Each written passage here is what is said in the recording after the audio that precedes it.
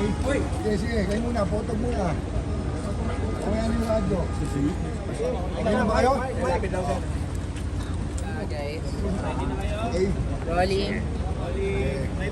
Sir, can you tell us ano po yung pinanto natin today? Ngayong araw po na to, ako po ay nag-file ng panibagong plunder case laban kay Rodrigo Duterte, Bongo, Admiral Empedrat, ilang DND officials at iba pa. Ito ay ukol sa 16 billion frigate scam na kung saan nagmaniobra sina Duterte at Bongo para paboran ang isang private contractor. Napaka-importante nitong kaso na ito para maging ehemplo, no, sa mga susunod na mga kontrata ng AP Modernization Program na dapat yung end user, yung branch of service ang masusunod. No, kung ano yung kailangan nila sa ground, kung ano yung ikabubuti ng mga sundalo natin, yun dapat ang masusunod at hindi yung mga kagustuhan ng mga kontratista at mga korap na opisyal sa kung saan man, ano, kahit sa DND man o kung sa Malacanang. So yun ang gagawin nating standard. Kaya kailangan natin i-file ito kaso. Sir, ano po ba yung pinaka-maanomalya? Ito po, no? Nagbigay ng specifications ang Philippine Navy na kung ano ang kailangan nila na gamit. At ito ay dinaan sa bidding process.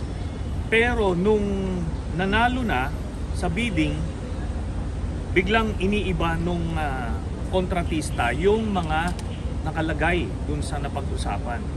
At dahil sa kanilang mga contacts, no, in this particular case si Bongo at si Duterte, ay pinilipit nila yung kamay ng Philippine Navy para lunukin at tanggapin yung mga pabor dun sa private contractor.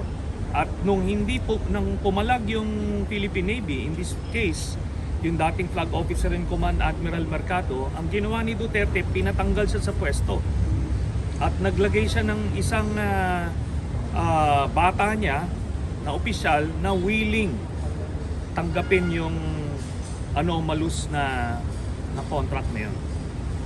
Yun. At dahil dyan, yung kita ng private contractor at the expense of the Philippine Navy. Sir, meron po ba tayong ebidensya or maipag-link na may mga specific na tao na nakinabang?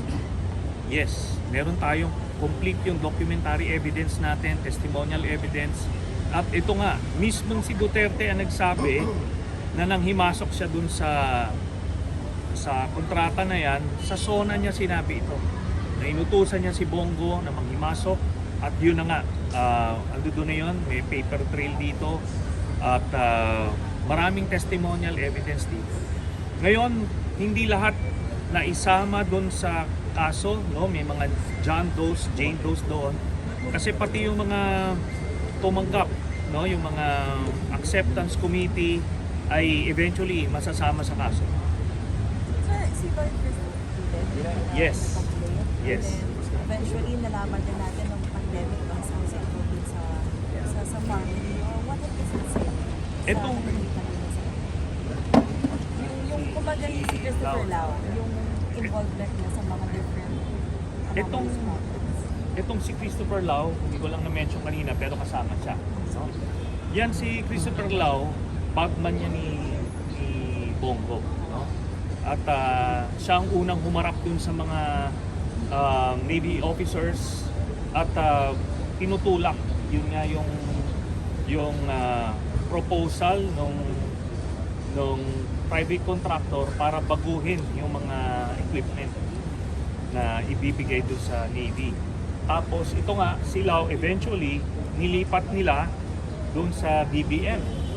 At kung ano-anong klaseng anomalous contracts ang pinasok nito. Bagman ni Christopher Lau at bagman si Christopher Lau ni Bongo at si Bongo naman bagman ni Duterte. Kaya magkakadugtong kami kasi napakarami talagang ginawang anomalya, no? Kung nagugulat yung mga kababayan natin, bakit palaging nagpa-file lang ng kaso? Kasi ngayon lang po tayo nagkaroon ng pagkakataon na mag-file dahil siguradong i-whitewash nila yon, i-railroad nila kung na-file man yan nung panahon ni Duterte. Okay. Okay?